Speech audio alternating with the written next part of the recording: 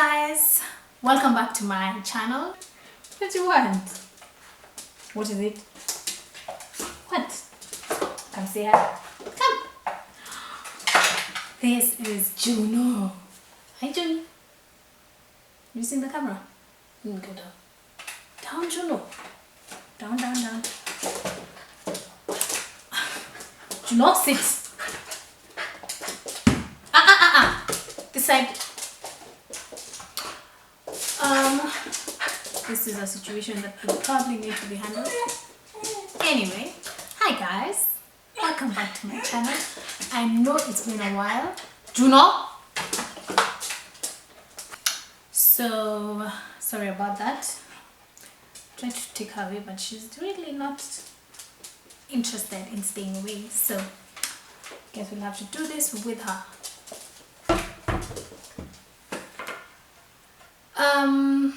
I know it's been a while. I haven't posted in a while, but I just started, so I realized that my videos were not audible, so I wanted to wait until I have the right equipment to continue posting, but then it's been a year and I don't have everything I want, so I decided, you know what, let me just work with what I have right now.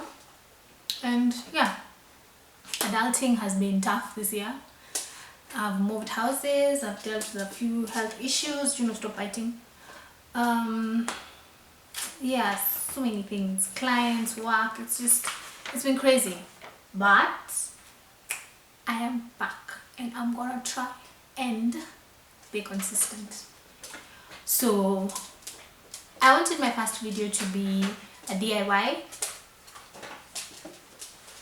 but you know, I wanted my first video to be a DIY, but my friend sent me this link the other day and I thought maybe it should be my first. I wasn't sure, but yeah, I decided let me just do it. She sent me a link, a Facebook link, what the hell is that? A Facebook link, and it was a link of the Red Table. I think you guys know what the Red Table is, right? Jada Pinkett's show on Facebook. And they were talking about narcissism. And so I was just listening to the doctor and what the doctor was saying about what narcissism is, who a narcissist is. And I can tell you, I have experienced narcissism with the lunge in me. Narcissism from friends, family, relationships, sometimes even myself. I think that there's some things I do that are low-key narcissistic. So I feel like we should just talk about a few things you should watch out for. I keep looking down because Juno is right here. Juno, stop it. Focus. I'm going to lock you up in the other room. Do you want that? Oopsie. She's fallen. Sorry, mommy.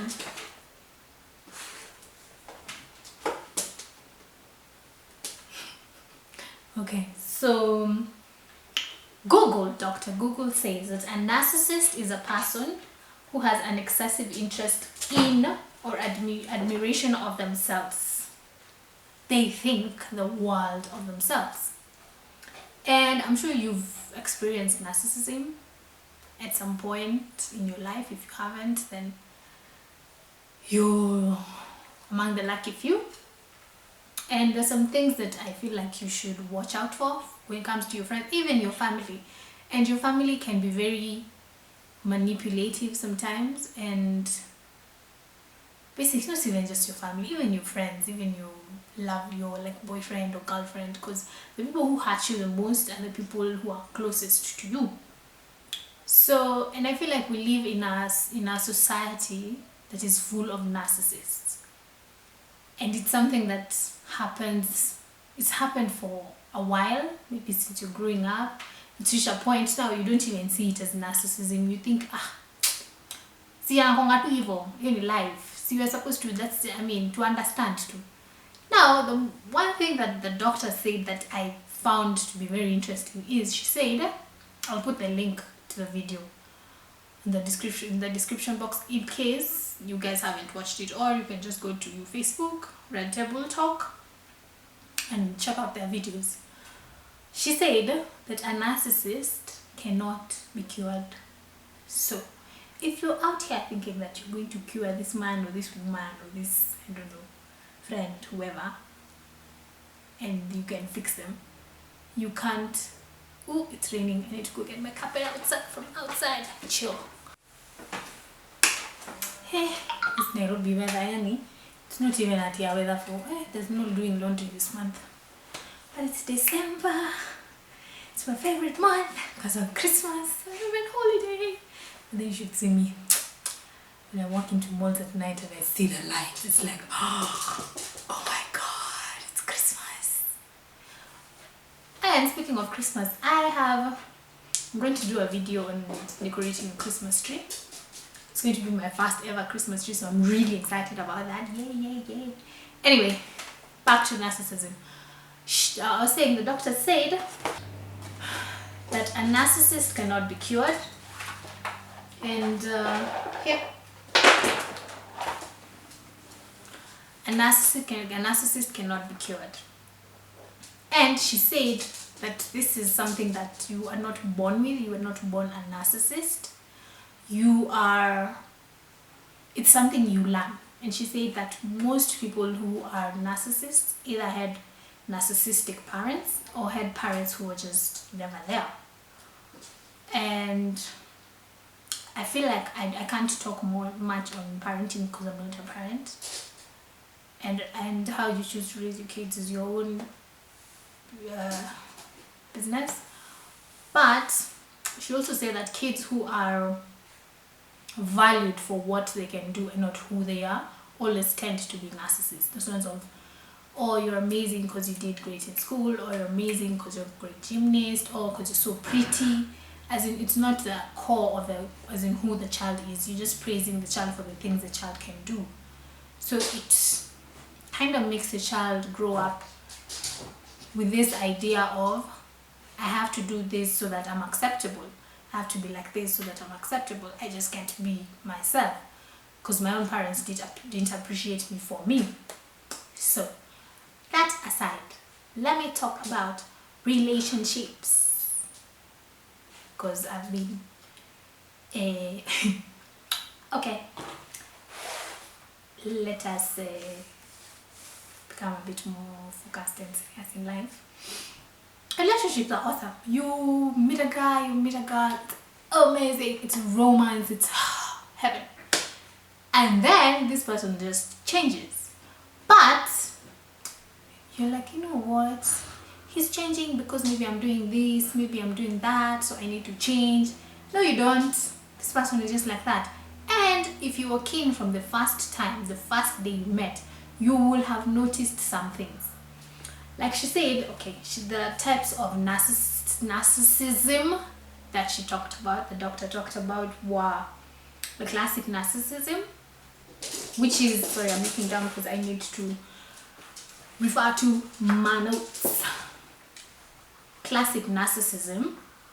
And she said that classic narcissism is the people who are always grandiose, they're always big things. Oh, look at my this, look at my this, I'm always this, I'm so pretty, my dress, my car, my house, you know, such things. These people who are full of themselves. That's the basic one that you see it like this and you're like, this is a narcissist. That's the classic one. Now, there's a covert narcissism. Covert narcissism are those people who will always play victim. And at some point in my life when I was a bit younger, I was a bit of a covert narcissism because I always felt like if this bad circumstance, if I didn't go through this bad thing, I wouldn't be like this. You know, people just don't like me. You know, the world just was against me. They never saw how awesome I am. And that's what she said, that's a covert narcissist. This is a person who will blame the world for them not being, what's the word? They'll blame the world for them not being great. They'll always play victim. And she gave an example, actually Willow Smith is one who gave an example of the Joker. If you watch the Joker is very victim-y. He blames the entire world for him not being awesome and amazing and a star and such things. What are you doing? So cheeky. So that's the covert narcissism. Now, the problem with this is if you find someone who's a fixer, like I used to be a fixer and my best friend currently is a fixer. When you meet someone like this, you just feel woye for them, you want to fix them. It's not your responsibility to fix them. You're not their mother, no offense. I know it sounds awful, but it is up to them to fix themselves. They will always play victim-y, they will feel woye, make you feel woye for them, and now you being a fixer, and most women are fixers. You just want to fix this man. He's like a broken part. Oh my god, let me just fix him and we're gonna be perfect. No, you're not. It's not your role. The third type of narcissism she talked about is the malignant. And she said that the malignant narcissist is the most dangerous. Juno is freaking out. I have no idea why. Juno? Oh shit, there's a mirror behind her, so she thinks there's another dog in the house. Give me a minute. You need to go to the other room. Sorry about that again. I just got a puppy and I've had her for I think 4 months now. I think I'll do a video about getting a puppy and all that. It's a long story. There's a reason why I got her, and it was a good idea. Getting her was actually a good idea. I didn't want to at first, but she's really come through for me in ways that anyway. So back to, I was talking about the malignant narcissist. The malignant narcissist is grandiose. He's those people who, they'll do big things for you. They'll always want to show off the things they can do, things that they have. They're very charming, they're very manipulative. They're people who can extort you and use you in ways that you're like, wow, guy, kwani, hey, this is me who's being, these things are happening to me, how now? It's those ones, they're very charming. And then there are those ones, I don't know if you've met this kind of guys, because I have. They make you feel like you're the entire world. They just pour love and love and love and love. And you're like, oh, this is so awesome. This man is the best. And then they flip on you. And you're like, what? Hey, friend. Hey, mimi nimeona mambo in Nairobi. Guy. Anyway, so that is the malignant narcissist. Then there's the noble narcissist. The noble narcissist is those people who do things just to get validation. There'll be someone who just gives you, like, you see, when you have a friend and you think this friend of mine is always, and I had a friend like that, and I always thought that my friend is the most amazing person because when I need her, she's always there. But then she's always there to help so that she can tell people she helped me or she helped someone else. It was always about them getting validation and praise. It was never genuine help. You get. Unajua nilifanya nani hivi, nilifanya nani hivi. Even how when she does something for you, now she goes and talks about you to someone else that she did things for you. And then when you have something and she sees like you're doing better or you're getting out of the hole that you're in, it's just drama. You're no longer friends. I mean, it's crazy. Yeah. I think those are the ones she talked about. I don't know if there's another one. Now, I'm going to tell you the things I have seen from my experience, and this is in terms of friendships and relationships,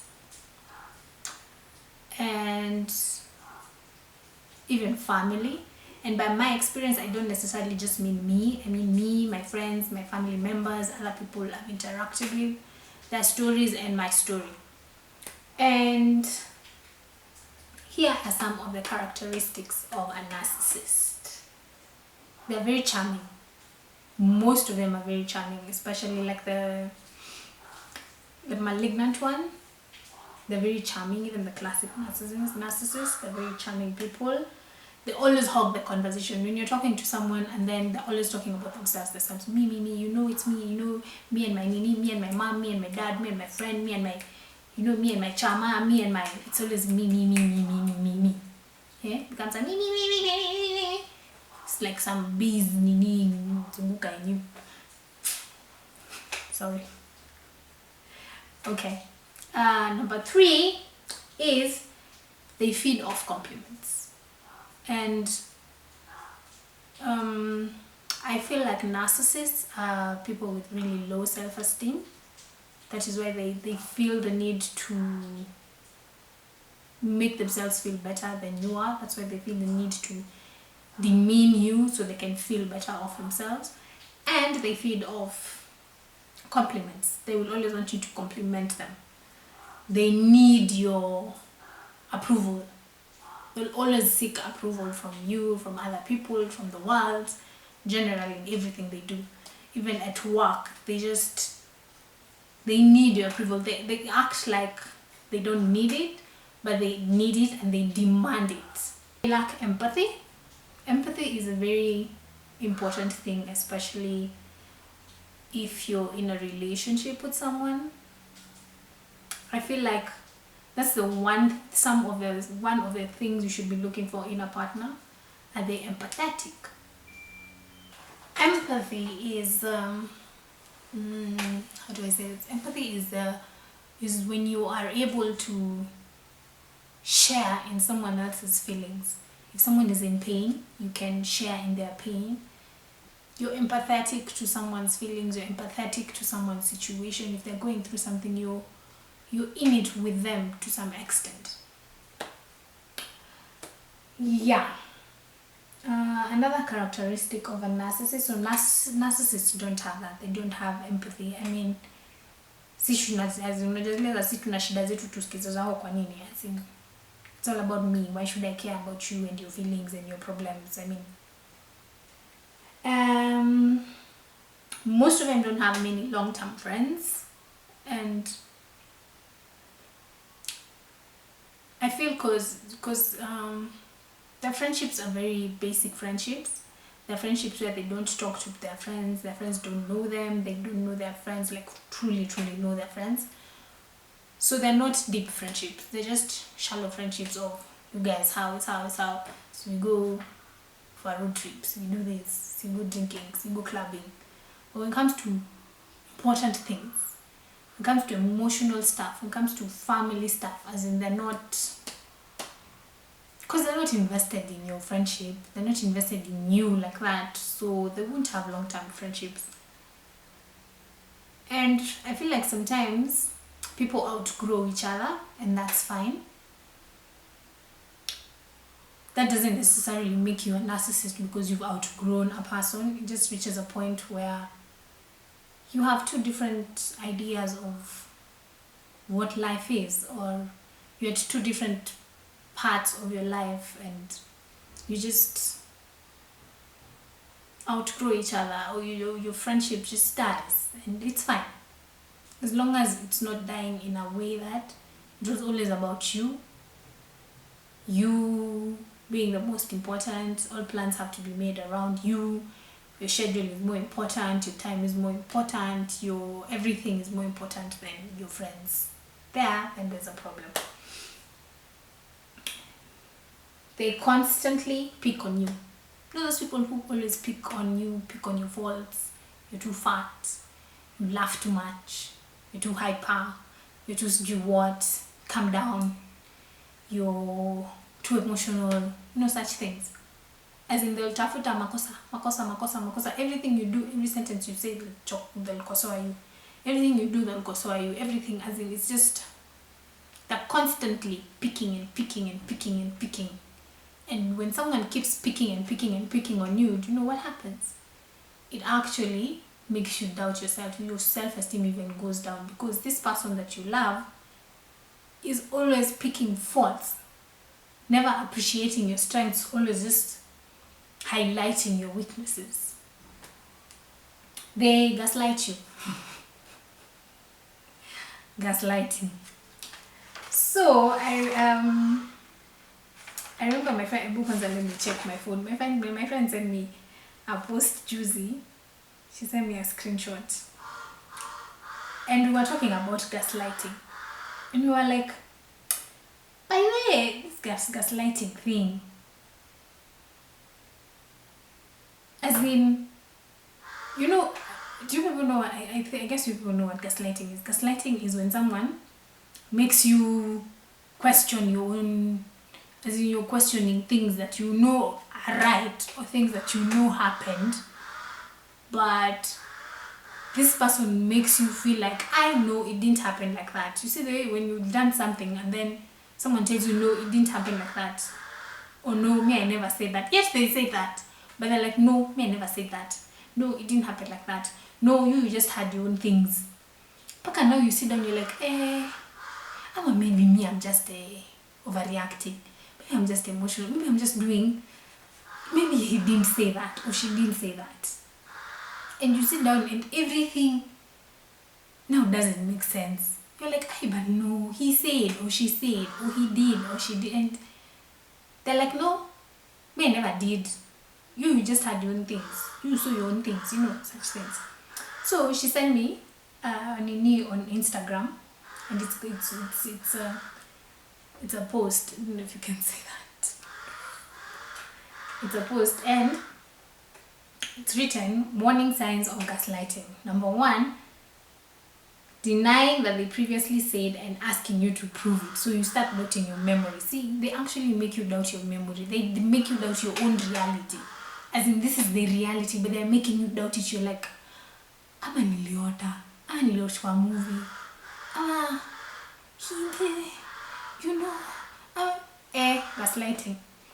Number 2, they criticize what you love to the extent that you start questioning your own identity. Like I said, they really criticize you. But at some point, you even forget. You're like, bana, is this really me? As in, am I ninaoroka? Huku ni kwa Kikuyu. See, this story of living with Kikuyus. Am I going mad? Number 3, obviously lying to your face in a demeanor that makes you unsure of anything they say. As in, this person is just lying to you. And now you don't know if this is a lie or the truth. As in, you're not sure of them. You don't know what's going on. You're having a conversation. You think it's a lie. Maybe it's the truth. As in, you're like this person. Now, another thing, number 4, they occasionally do nice things for you. So you stay confused. As in, they occasionally do nice things for you. So you stay confused. So they've done these awful things, and you're already questioning your reality. You're already questioning if they did these things or not. And then they come and do something really nice, and you're like, but they can't have done those things. Me, I'm just overreact. You see, they're already confusing you even more. Go away, Satan. Not today, please. Rebuke them in the name of Jesus. Projecting. Number 5 is they project by accusing you of the things they might be doing. Do you know what that means? So you're constantly trying to defend yourself. You see the way someone, like if they're cheating, they project it. Now they accuse you of cheating. So you're constantly defending yourself. I'm not cheating. Yet they are accusing you of it because they are cheating or lying. They're lying to you. So they make you think that you are the liar. Now you're shuking yourself. You're like, okay, couldn't me, I'm a liar. This thing didn't happen like this. Me, I'm lying. Yet it is them they're the ones who are actually lying, but now they're projecting it. And then now you have to defend yourself because they're accusing you of things that you've never done. So you're constantly defending yourself. Yet you don't need to. It is them projecting what they're doing in your situation and making it look like you're the one who's doing it. Like I said, the devil. Rebuke them. Riswa. Saying something completely different than what they're actually doing. They'll tell you, I'm doing this, and yet they're not doing that. I guess that's self-explanatory. Once again, to confuse you. Gaslighting people, gaslighting. So another characteristic of a narcissist is they dance around defining a relationship. If you're seeing a guy or a girl, they will never define what you guys are doing. And a friend, and this is something that one of my friends has been going through, and I really liked the guy. Like, I did. You know yourself. I liked you. Eh? As in, mimi ndo nilikuwa advocate. Eh? Wakisema kitu nimekutetea ungejua tu. But the truth is, you're just beating around the bush. You're just zungukaing. You're just zungukaing. Eh? Brikicho Bantu. It's been Brikicho and Bantu for you. Eh? When you ask something straight, you say, that's a you problem. What the f? How is that a her problem? She's asking you direct things. You're like, anywho. So, that's what she means by... So I think that's an example of they are not willing to define your relationship. They'll always beat around the bush. When you want to have a serious talk or you want to discuss, okay, this Nairobi weather, it's so bipolar. The sun is out. Okay, I need to take my carpet out again. You wait, let me chill a bit and I'll take it out. So they make you feel, wait, we're talking about? Oh, defining a relationship. When you bring it up, you feel like, now me, I'm pushing them. Because they make you feel like you have no reason, you don't deserve to have a defined relationship or to define what you two are doing. Basically, you're in a situationship. The girls of over 25 have an episode about situationships. Yeah. I think people who are not willing, which is like the doc says, the people, no, this is Dr. Google now. If they're not willing to define a relationship, that's not a relationship, that's a situationship. So you need to figure it out for yourself. Is it worth it? Is it not? Another thing about them is they think they're right about everything and they will never apologize. It is never their fault. They are never wrong. That's very self-explanatory. If you're seeing this happening to you, you're dealing with a narcissist. They panic when you try to break up with them. Have you seen someone like that? Have you ever seen a man cry, but they go down on their knees and tell you, it is the devil, pray for me? Wait, here's another story of a man who was always doing the dumbest and stupidest things. And every time he was caught, he would tell my friend to pray for him. It is the devil. The devil's just done what? So and my friend, being a nice Christian girl, oh my God, she would pray for this man. I'm so happy she found happiness. She would actually pray. Who's that?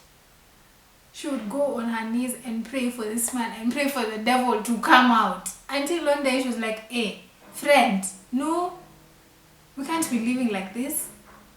She was like, we can't be living like this. You can't be making mistakes and claiming it's the devil. Kwani this devil is only just after you.